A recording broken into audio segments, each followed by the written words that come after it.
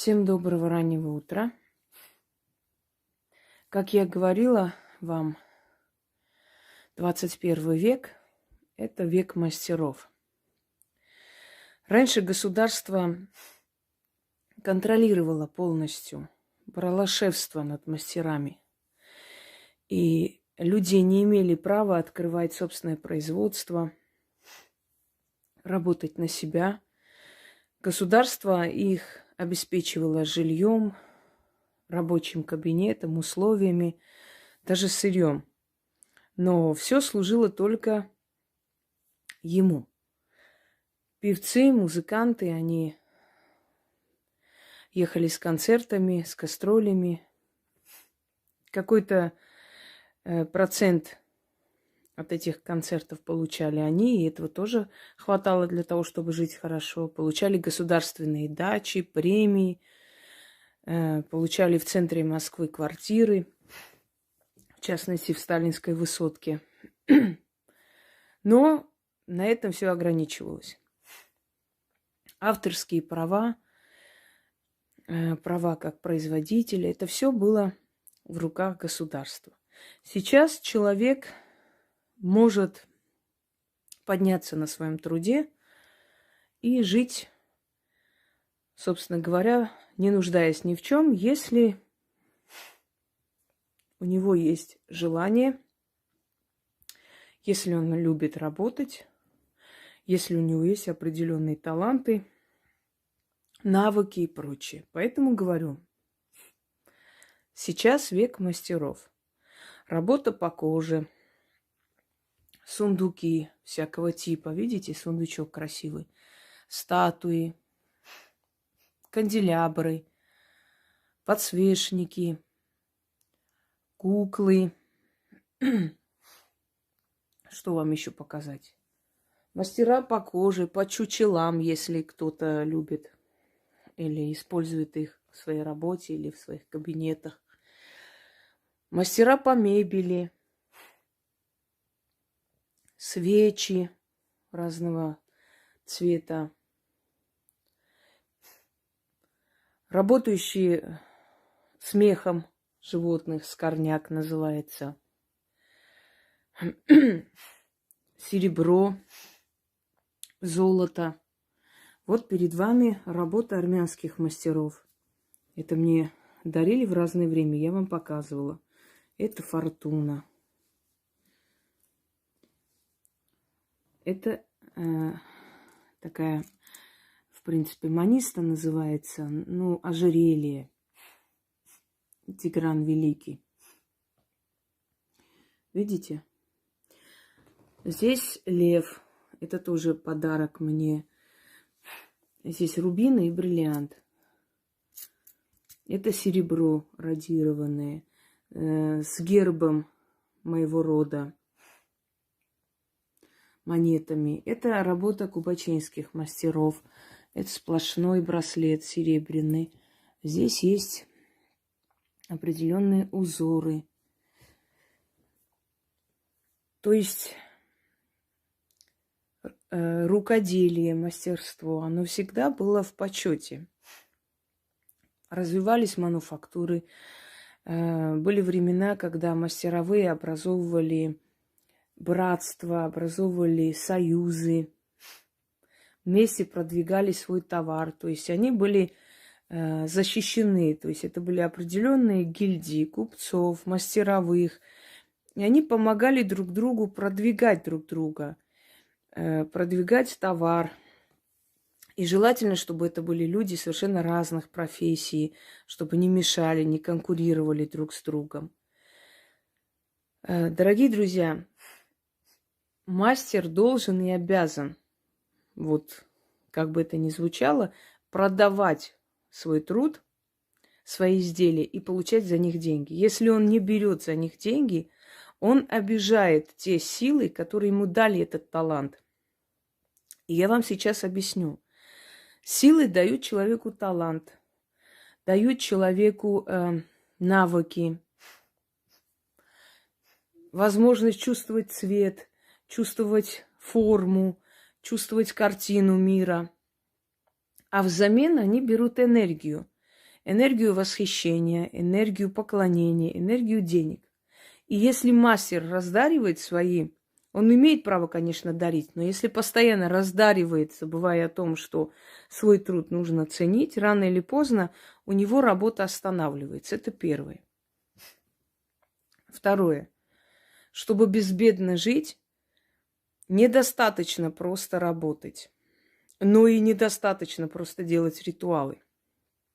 Когда я говорю людям, я говорю ясно, четко, собственно говоря, и понятно, на понятном языке, но есть такие существа двуногие, которые постоянно крутят эту тему, мол, вот, можно ничего не делать, просто брать и богатеть, вот и мы поверили, что прям ритуалы тебе все дадут. Я этим двуногим уже говорила, точнее, я говорила нормальным людям, а двуногие должны были слышать, что я никогда не говорю ничего не делать, просто делайте ритуал. Ритуал, он всего лишь приносит удачу твоему делу, которую ты делаешь, то дело, которое твое. Ты работаешь, а силы тебе помогают, благословляют для того, чтобы ты получал прибыль со своей работой. Если человек день и ночь работает, но у него нет благословений сил, у него нет энергии удачи, его работа, не дает результата. Человек как жил в трудности, да, концы с концами сводил, так и живет дальше. Но если просить поток денег и при этом еще работать, делать свое любимое дело, все вместе, естественно, создает человеку достаток, жизнь в достатке. Так что те двуногие, которые объявляют, что я говорю, что достаточно делать ритуалы, все будет хорошо.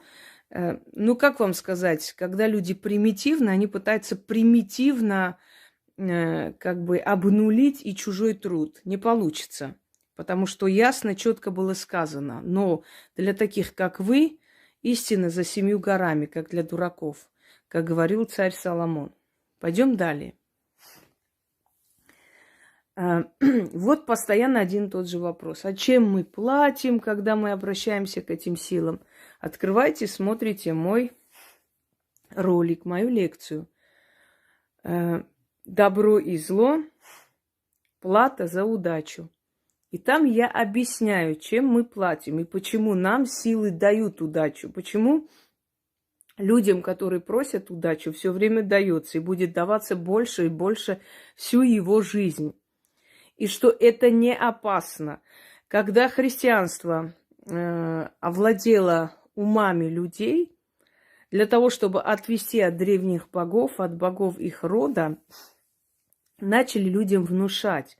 За хорошую жизнь вы потеряете душу, а чем вы будете платить, подумайте над этим и так далее. И люди постепенно стали душевно бедными, понимаете, душевно нищебродами.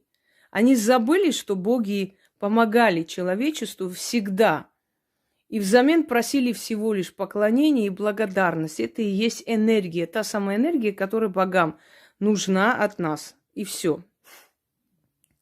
Но психология нищеброда диктует человеку следующее. Ничего не делай, ничего не проси, никак не старайся, чтобы потом за это не расплачиваться. То есть зачем мне строить карьеру? Знаете, напоминает такой интересный момент, когда жена ссорится с мужем, говорит, почему не работаешь? Он такой, ты что, хочешь, чтобы я вышел, работал в ночную смену, связался с наркоманами, стал наркоманом? Ты этого хочешь, понимаете? То есть не работайте, вдруг за это что-то нужно отдавать, платить. Лучше будьте нищебродами, молитесь день и ночь. Это удел слабых людей. Прикрываться вот такими лозунгами. За что-то будем платить, что-то будем делать. Мы приходим в этот мир для того, чтобы жить хорошо. И боги нам эту возможность дают. Но для этого нужно стараться. Итак, приступим. Итак, что для этого вам нужно? Скажем так, алтарь здесь не обязателен. Это я просто для красоты, для того, чтобы вы поняли, о чем речь. Это все разложила. Но вам алтарь не обязательно. Но вам нужна будет зеленая восковая свеча, именно воск, потому что воск обладает силой земли. И здесь нужен воск. Воск, 5 монет, десятки. Если есть страны, где нет десяток, берите любую монету, но не пятачок. В этом ритуале пятаки не должны быть взаимодействованы. Неправильно сказал, пятак, не пятачок, да. Сейчас сидят, наверное, ловят каждое мое слово. Когда бездельники ничем не занимаются, не устают, понимаете, они, одну точку не там поставила, запятую не так нарисовала. Ну, это удел несчастных. Не ошибается тот, кто ничего не делает. Пятак. Вот. Кроме пятака, любая другая монета. И красный мешок. Начитать нужно 5 раз. После чего дождаться, чтобы свеча догорела до определенного этого места. Потушить. Потушить нужно пальцем. Вот так. Положить в мешочек и монеты в том числе. Каждый день, проходя мимо вашего товара, вы должны вот так звенеть монетами и начитывать. Вот что вы продаете. Может быть, изделия из кожи. Вот открываете, где у вас ящики стоят и так далее. Сверху прочитали, где еще они стоят. Если в одном месте все, то в одном месте 5 раз прочитали. Если в разных местах, на каждом ящике, на каждом пакете, значит, вот так, звеня монетами, читайте. Неважно, сколько раз вы читаете. Но первый раз вы делаете именно таким образом. 5 монет, зеленая свеча. И красный мешочек. Можно самим шить. Начитали, все это положили внутрь, спрятали. Если вы продаете, у вас магазин, будет вопрос, а для продавцов это сойдет?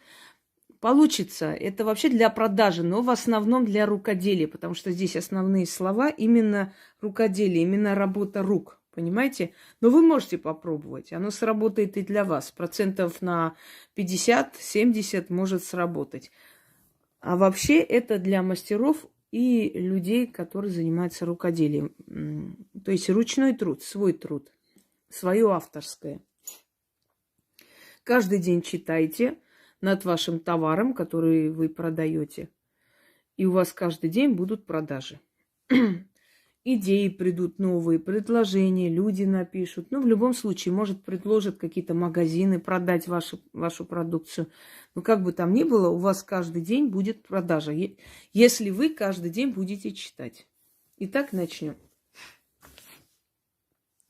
Первым разом я скажу. 4 угла моя хоромина. В моей хоромине 7 лавок. На каждой лавке труды моих рук. На лавке сидят торговые духи. Купцов созывают. Хвалят мой труд и продают. Приходи, народ, налетай, бери. Тебе мой товар, а мне твои деньги. Мелочь в мешке, мешок при мне. Все в дураках, я при деньгах. Деньги текут рекой, в закрома сыпятся. В сундуках моих собираются. Как всем нужны хлеб и вода, так и мой товар всем необходим. Вторым разом я скажу, кто мой товар увидит, тот вцепится, не отпустит. Дух торговый ему в ухо нашепчет. Бери да бери, купи, не упускай. Оно тебе нужно, без него никак. Деньги заплати, а товар схвати, домой забери. Мелочь в мешке, мешок при мне, все в дураках, я при деньгах. Деньги текут рекой, в закрома сыпятся, в сундуках моих собираются. Как всем нужны хлеб и вода, так и мой товар всем необходим. Третьим разом я скажу. Как кони бегут на водопой, как пчелы слетаются на сладкое, как муравьи голодные на сахар сбегаются, так и на рукодельниц покупатели сбегаются. Товар берут, да деньги несут. Рукодельные мои руки, озолотите меня, мне жить в заслуженном достатке. Мелочь в мешке, мешок при мне. Все в дураках, я при деньгах. Деньги текут рекой, в закрома сыпятся, в сундуках моих собираются. Как всем нужны хлеб и вода, так и мой товар всем необходим. Да будет так, заклинаю. Тут слово «рукодельница» можно заменить мастеровым или мастерским, или мастером, руками мастером. Мастерские мои руки или руки мои мастера. Это не столь важно. В принципе, даже если вы мастер и прочитаете рукоделие, это тоже рукоделие, тоже, чем вы занимаетесь. Это тоже работа ваших рук. Если вы будете это проводить, даже если все вокруг будут в дураках и в обносках, вы всегда будете при деньгах, и никакой кризис вас не коснется. Давайте еще раз прочитаем. Первым разом я скажу: 4 угла моя хоромина. В моей хоромине 7 лавок. На каждой лавке труды моих рук. На лавке сидят торговые духи. Купцов созывают, хвалят мой товар. И продают. Приходи, народ, налетай, бери. Тебе мой товар, а мне твои деньги. Мелочь в мешке, мешок при мне. Все в дураках, я при деньгах. Деньги текут рекой, в закрома сыпятся, в сундуках моих собираются. Как всем нужны хлеб и вода, так и мой товар всем необходим. Вторым разом я скажу: кто мой товар увидит, тот вцепится и не отпустит. Дух торговый ему в ухо нашепчет: бери да бери, купи, не упускай, оно тебе нужно, без него никак. Деньги заплати, а товар схвати, домой забери. Мелочь в мешке, мешок при мне. Все в дураках, я при деньгах. Деньги текут рекой, в закрома сыпятся, в сундуках моих собираются. Как всем нужны хлеб и вода, так и мой товар всем необходим. Третьим разом я скажу: как кони бегут на водопой, как пчелы слетаются на сладкое, как муравьи голодные на сахар сбегаются, так и на рукодельниц покупатели сбегаются. Товар берут, да деньги несут. Рукодельные мои руки, озолотите меня, мне жить в заслуженном достатке. И снова. Мелочь в мешке, мешок при мне. Все в дураках, я при деньгах. Деньги текут рекой, в закрома сыпятся, в сундуках моих собираются. Как всем нужны хлеб и вода, так и мой товар всем необходим. Истинно так, заклинаю. 5 раз прочитали, а потом уже каждый день над товаром. И вы, может, вначале, пока еще будут только предложения, как бы пространство постепенно будет активизироваться. Ну а потом уже, чем чаще вы будете это делать, тем больше шансов, что каждый день вы что-нибудь да продадите. Удачи вам! И пусть еще один заговор вам в помощь. Это из, скажем так, купеческих секретов. Потому как удачливые купцы имели свои секреты и тайны. Вот за основу как бы этого ритуала положены купеческие секреты, амулеты, заговоренные деньги и так далее, и так далее. Всем удачи!